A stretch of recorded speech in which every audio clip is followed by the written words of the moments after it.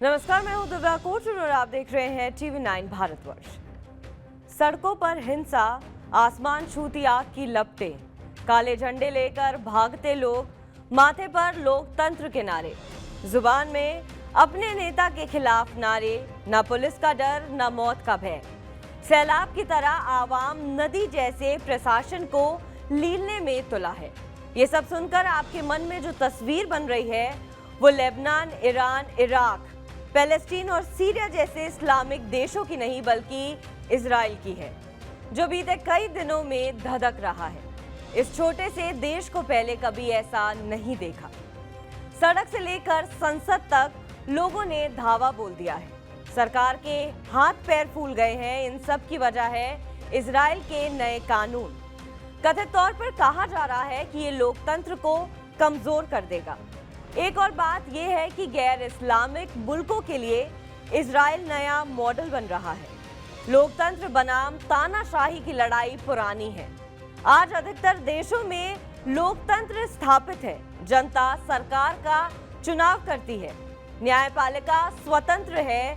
गैर इस्लामी मुल्कों की बात अगर छोड़ दें तो बाकी देशों में लोकतंत्र मजबूती से अपना किरदार निभा रहा है। अगर सरकारें इसको कमजोर करने की कोशिश भी करती हैं तो जनता बगावत पर उतर जाती है, जैसा आज इजराइल में हो रहा है। एक बात का डर और है कि इजराइल की तरह कहीं अन्य देश भी वैसा ही ना करने लगे जैसा अभी हो रहा है। कहीं इसको अपना रोल मॉडल ना मान ले। इजराइल का अपना कोई संविधान नहीं है। 12 मूल नियम हैं जो समय समय पर जरूरत के हिसाब से बदलते रहते हैं। भारत या ब्रिटेन की तरह ही यहाँ प्रधानमंत्री सर्वोच्च होता है। नेतन्याहू ने जिस तरह से संस्थाओं को कमजोर कर संता सुख भोगने का बंदोबस्त किया वो नासूर बन सकता है। पेरिस की जनता सड़कों पर आ गई है। यहाँ पर रिटायरमेंट की उम्र 62 साल से बढ़ाकर 64 की गई। बस यही सरकार के लिए मुश्किल का सबब बन गया। प्रेसिडेंट मैक्रो के खिलाफ लामबंदी हो गई। युवाओं ने सड़कों पर आंदोलन किया। कोई भी नियम बनाने का एक संवैधानिक तरीका होता है, मगर 16 मार्च को मैक्रो ने अपनी स्पेशल पावर का इस्तेमाल किया और बिना वोटिंग ही नियम लागू कर दिया। ब्रिटेन में भी जन आंदोलन हुआ। यहाँ पर मसला था माइग्रेशन बिल, जिसको सरकार ने जनता पर थोप दिया। कानून बनाने की जिम्मेदारी संसद को दी गई, मगर जैसा कि इजराइल में हो रहा है, सरकारें डेमोक्रेसी पर चोट कर रही हैं। चीन में वैसे तो केवल नाम के लिए ही लोकतंत्र है, लेकिन यहाँ की जिनपिंग सरकार ने कोरोना के वक्त जनता पर ऐसे कानून थोपे जिससे बगावत हो गई। बीजिंग की सड़कों पर जिनपिंग हाय हाय के नारे लगने लगे। यहाँ पर विरोध था जीरो कोविड पॉलिसी का। इसके तहत कठोर लॉकडाउन लगा दिया गया। लोगों को परेशान किया जाने लगा। एक इमारत में आग लगी, मगर लॉकडाउन के कारण रेस्क्यू टीम नहीं पहुंच पाई। लोगों की मौत हो गई। इसके बाद गुस्सा और भड़का। वर्तमान को समझने के लिए आवश्यक हो जाता है कि इतिहास की परिपाटी को थोड़ा कुरेदना। बिना इसके संभव नहीं है कि आप मौजूदा स्थिति को समझ पाएं। यहाँ पर हम जिक्र करेंगे इजराइल का, जो आज जल रहा है, धधक रहा है। आपसे इस छोटे से मुल्क के कई किस्से सुनेंगे, मगर इसकी वीरता के आज स्थिति अलग हो गई है। राष्ट्रकवि दिनकर की वो पंक्तियां कि सिंहासन खाली करो जनता, आती है न जाने क्यों याद आ रही है। वर्तमान को समझने के लिए आवश्यक हो जाता है इतिहास की परिपाटी को थोड़ा कुरेदना। बिना इसके संभव नहीं है कि आप मौजूदा स्थिति को समझ पाएं। यहाँ पर हम जिक्र करेंगे इजराइल का, जो आज जल रहा है, धधक रहा है।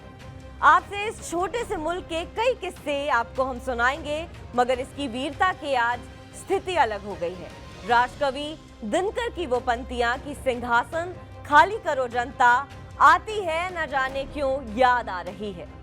पीएम नेतन्याहू को इस बार बड़ी मुश्किल से गद्दी मिली है। वो नहीं चाहते कि अब दोबारा उनको कोई सत्ता से हटा पाए। इसके लिए उन्होंने नया कानून बना दिया। कानून भी ऐसे जो लोकतंत्र को ही कमजोर करने वाला है। सुप्रीम कोर्ट को संसद के आगे नतमस्तक करने वाला कानून। बेंजामिन नेतन्याहू की पार्टी ने इस बार ऐसा गठबंधन किया है जैसे तेल और पानी। उदाहरण के लिए आप जम्मू कश्मीर का उदाहरण ले सकते हैं, जहां पर सत्ता के लिए धुर विरोधी बीजेपी और पीडीपी का गठबंधन हो गया। नेतन्याहू एक कानून लेकर आए जिसमें न्यायपालिका की शक्तियां कमजोर कर दी गई। संसद को सर्वोच्च बना दिया गया। मतलब यह है कि सुप्रीम कोर्ट का कोई भी फैसला संसद पलट सकती है। जजों के भर्ती के लिए सरकार की मंजूरी आवश्यक होगी। संसद का बनाया कानून कोर्ट रद्द नहीं कर सकता। इसने इजराइल की जनता को भड़का दिया। जनता सड़कों पर आ गई। पहले तो लगा कि छोटा मोटा विरोध होगा, दबा दिया जाएगा, मगर ये बढ़ता चला गया। आज नौबत ये आ गई कि नेतन्याहू को फिलहाल के लिए कानून को निलंबित करना पड़ा। लेकिन बहस छिड़ गई कि बाकी देशों में इसका क्या प्रभाव पड़ेगा। इजराइल की जियोग्राफिकल स्थिति को समझिए। मिडिल ईस्ट में बसा ये छोटा सा देश चारों तरफ से इस्लामिक देशों से घिरा हुआ है। जॉर्डन, सीरिया, इजिप्ट, लेबनान और पैलेस्टीन से इसकी सीमाएं लगती हैं। पैलेस्टीन से जमीनी विवाद लगता रहता है, बाकी देशों से शांति है। ऐसी स्थिति में जब यहूदियों को अपना देश मिला तो पड़ोसियों से आए दिन विवाद होने लगे। फिलहाल यहाँ के आर्थिक और राजनीतिक हालात बेहतर होने लगे हैं, मगर कुछ ही दिन बाद पैलेस्टीन से विवाद गहरा गया। यहाँ की सीमाएं बेहतर तकनीकी से सुरक्षित की गई हैं। आज भी पैलेस्टीन से विवाद थमा नहीं है। अरब देशों से चीजें सुलझ रही हैं। जिस तरह यहाँ की सरकार ने लोकतंत्र पर चोट करने वाले कानून बनाए, वो वास्तव में गैर इस्लामी देशों के लिए कई रोल मॉडल बन जाएंगे। अगर ऐसा हुआ तो ये बड़ा खतरा हो सकता है। बहरहाल, आपको हमारी खबर कैसी लगी कमेंट सेक्शन पर जरूर बताएं। देश और विदेश की तमाम बड़ी खबरों के लिए आप देखते रहिए TV9 भारतवर्ष।